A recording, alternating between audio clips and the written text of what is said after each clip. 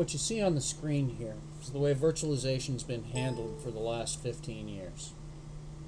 It works, but it's expensive, it's difficult to maintain, it's complex, there's a lot of moving parts that can fail at any given point in time, usually from a pile of different vendors. What scale computing's done that's absolutely unique in the space is gotten rid of all of the unnecessary moving parts. Literally collapsing the stack, getting rid of everything that doesn't need to be there, while maintaining all of the benefits of dedicated servers without their cost or complexity, without their dedicated support. Maintaining all of the benefits of shared storage and SAN without its protocol overhead, without its support contracts, without its cost. Now, the way this is done is very, very simple. We've simply created an active cluster, made it self-aware, built specifically to anticipate failures and work around them so that you don't have to deal with issues. The way this looks is something like you see on the screen. A series of 1U commodity x64 nodes, each node containing cores, RAM, spindles, NICs, built and architected together in such a way that they are aware of everything going on every other node in that cluster. They all share a global namespace of disk built on our own data management engine, striping and mirroring all data across all drives, using two-way replication. Every block of data committed is written to a minimum of 2 separate drives on 2 separate nodes in the cluster, essentially creating a cluster-wide, cluster-based dynamic RAID 10. Now, that's all well and good, but how easy is it and how survivable is it to actually administer an HC3 cluster? Well, let's jump on one. Right here, we're going to jump into the virtualization tab. Notice that this is just a browser window. We'll create a new virtual machine. Let's call it 1.1 alpha. Maybe it's going to be a new SQL server. Choose the version of paravirtualized drivers that's appropriate. Hit next. Choose how many cores, how much RAM. Hit next. How many and what size virtual hard drives. Hit next. Choose our install image, our ISO, and we're done. That virtual machine has been created. It's been instantiated on every node in the cluster. Every node knows about it. When I hit start on this virtual machine, you're going to see Scale's state machines in action. The cluster's self-aware nature essentially goes, looks, and determines, based on load level, where that virtual machine should start and run in the cluster. The administrator doesn't even have to think of it. And there it is. We'll bring up his console here. Live migration with Scale, because we've taken a holistic approach to virtualization, is trivial. Literally, even in the middle of an OS install, the very first time this virtual machine's ever been run, we can already live migrate him in a matter of seconds as he boots up.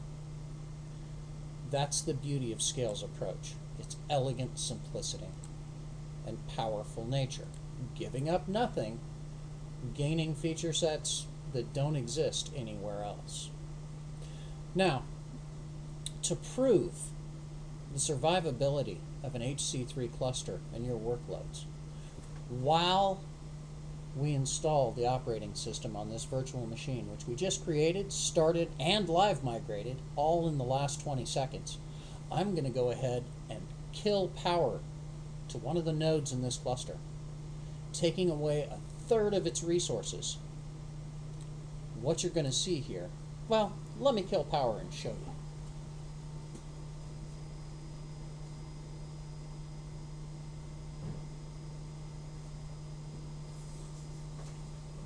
There. Now I've killed power to node 3 in the cluster, right here. What you'll see is the state machine starting some comeback to life timers, checking to see if It was just a simple network miss.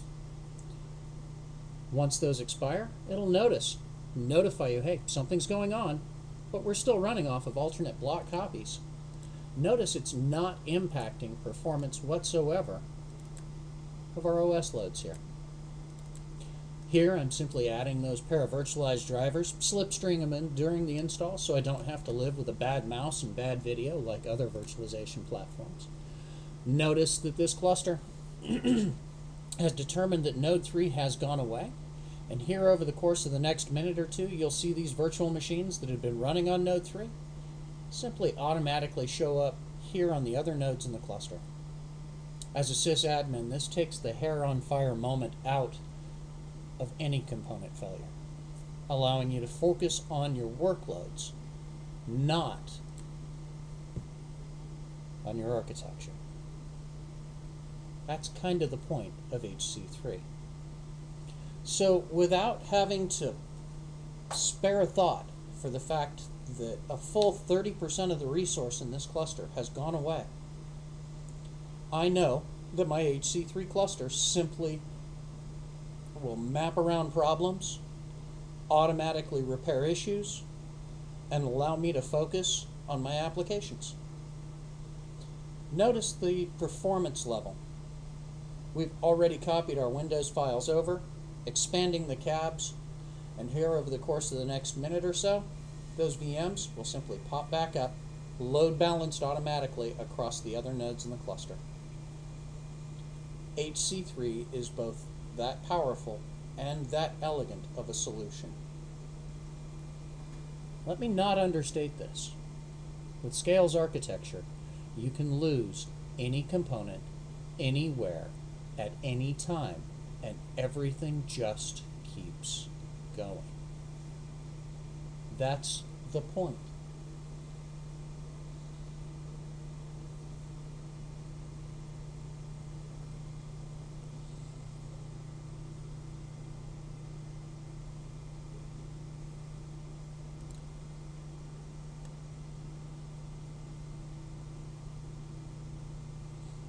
Here we see the state machine self-checking, node 2, making sure that it's doing exactly what it's supposed to. We'll launch the consoles for one of those VMs here so you can see that they're absolutely fine. And here in the matter of just seconds, we'll see those other virtual machines that had been on the failed node pop up. And there they are. Any component, anywhere, at any time. And things just keep going.